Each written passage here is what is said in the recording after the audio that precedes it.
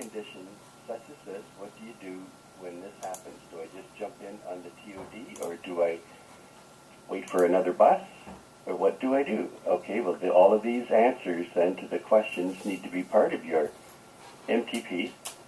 And the one that we've always stressed is, well, and look for, in this case, wait for it to stop going up, which it was doing. It was going up, and you can certainly see that by the 700. And I'll just use the 700 right now because that's in conjunction with our TOD. It's just going up, and it's, wait a minute, let's find 7 o'clock here. Here we are.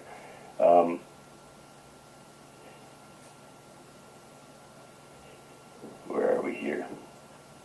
Put my cursor right there. Here we are. Okay, here's the signal. Now we're coming up to the signal. Wait for it to turn red, which it did.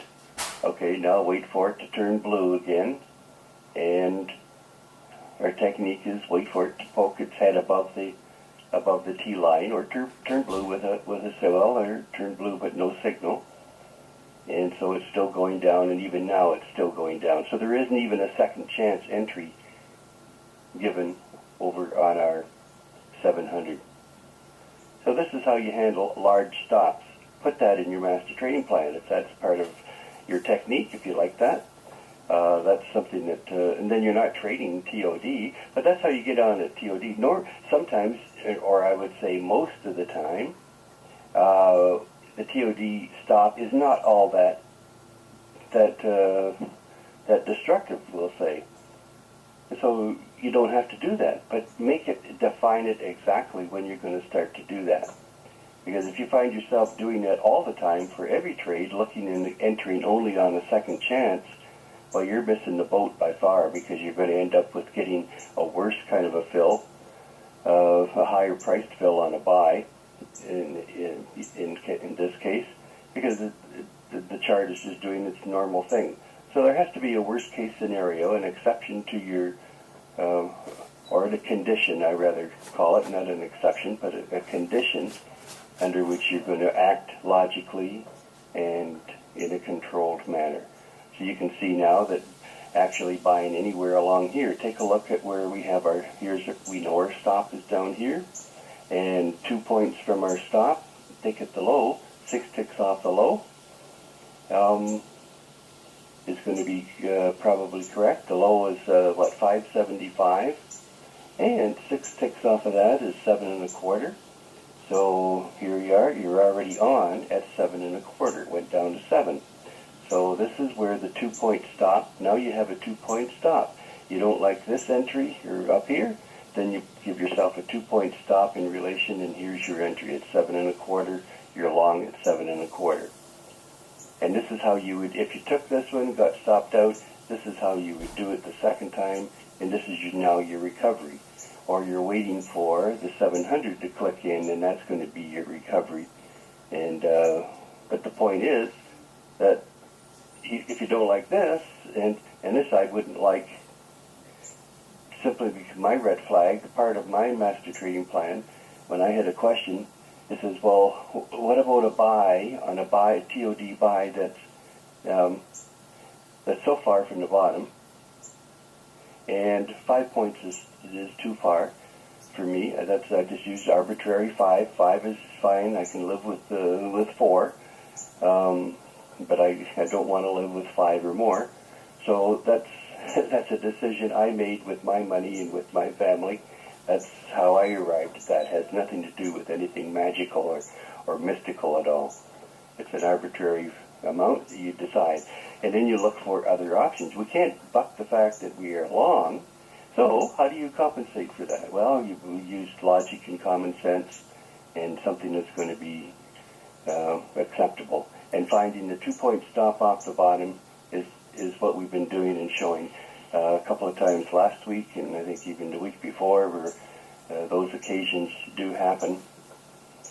But it doesn't always go back that far, does it? It's only on the big days when it really does. So the market is even talking to us and telling us, hey, I can even show you, the market's saying to us that I can even show you where the on what days you're even supposed to do that. It's on huge days. It's not on every kind of a stop.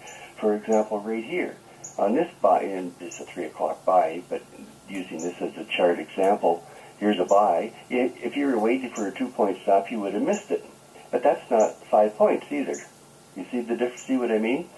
And it also, you can find other ones, dozens of them, but it has to be big ones, really big ones that make it, wow, this is kind of wild. Normally it doesn't happen, but when it does happen, it's always damaging. So what can you do about it? Well, you either enter in with less size, or you don't enter into with your full size. It's just trading it, or you're looking at a 185 or a 300 on Wave Rider looking for an entry, and you would have found on the 700, on the 300, for example, that we have divergence going on Wave Rider at that point in time. So that was a very big, comfortable sign right here. That was telling us that, well, we got divergence setting up. So it looks like the sell is going to be the winner. And so if this was your first trade, this is what you would have saw. But there again, you're using technique. So immediately this goes into your master trading plan. Now, oh, here's a condition that doesn't happen very often, but when it does, what do I do? Well, the answer always has to go in. That's why I've made comments in the past about my master trading plan being a telephone book, because every once in a while the market teaches me a new condition that really is logical, it really is mathematically correct, but it doesn't happen that often enough to make it into a 6-line MTP. You have the conditions listed, and it becomes a telephone book with answers. But it's working fine. You see the news that which was your ace up the sleeve. Rather, are you afraid of the news? Well, you shouldn't be afraid of the news. Never, never, never, never, never, never, never, absolutely never. What did I say? I said never, never. We're trading the chart. We're not trading news. We're using the news, of course, as a vehicle. But here we go. We're coming up now to target on our TOD. So I hope you did enter down there at the 7 and where we were talking about it. And it's working just fine. Now you're back out, and now you're recovered, and you're certainly feeling a lot better. And you use news to help you. And this is important. Rather than look for a reason not to trade, oh, there's a report coming out, therefore I shouldn't trade. Well, no, treat it to your advantage. So let this be a really good learning experience. An education here, a university degree, postgraduate work. This is what the market will always hand us, but we've got enough stuff up our sleeve to know what we're doing. It's just a matter of putting it all together and putting the answers down so that you can live with the answers that you give it.